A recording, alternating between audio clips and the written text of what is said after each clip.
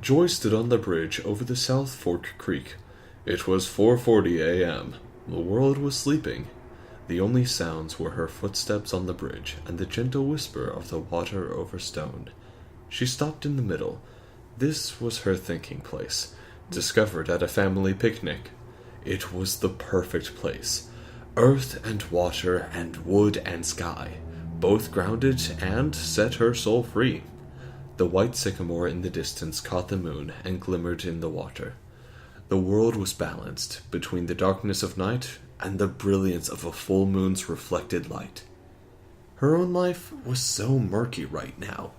With the distraction of the Oktoberfest gone, the bigger picture had come rushing back. If she lost the reset room, Joy didn't know what she would do. The weekend classes barely funded groceries, not even touching rent and car repairs. Rent. There wasn't a cheaper place in the county than the small house at the end of Whispering Trails. Any smaller rent, and the place would be like a New York City apartment. She simply wouldn't have the room to teach classes.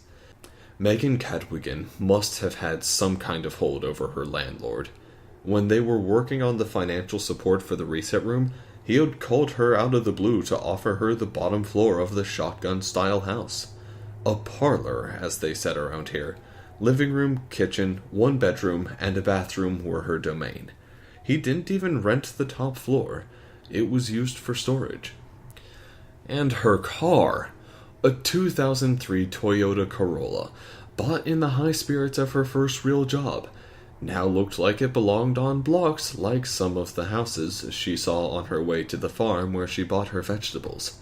It was aging, and not gracefully. Thank goodness she could walk to work when the car was in Don Jr.'s garage. He also let her pay in installments. What a gentleman. Megan could get her old job back, or something like it at P&G. But she didn't want to go back to human resources. Her vocation was to make sure the students never needed HR except to work on insurance coverage. They would be well adjusted. All their marriages would be perfect. Or they'd have the tools to teach their crazy spouses to think better. That was the pipe dream that got her on the bridge this early morning. And that was the crux of the matter, right there. Her whole ego rested on the success of the reset room.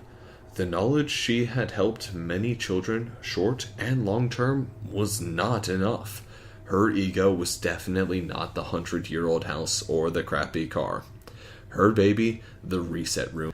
The falling test scores would rest squarely on her doorstep, because the high test scores had been attributed to her as well.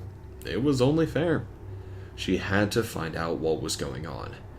At least she now knew why she wasn't sleeping. It seemed futile to go back home and not sleep. She should head to school early and get to work.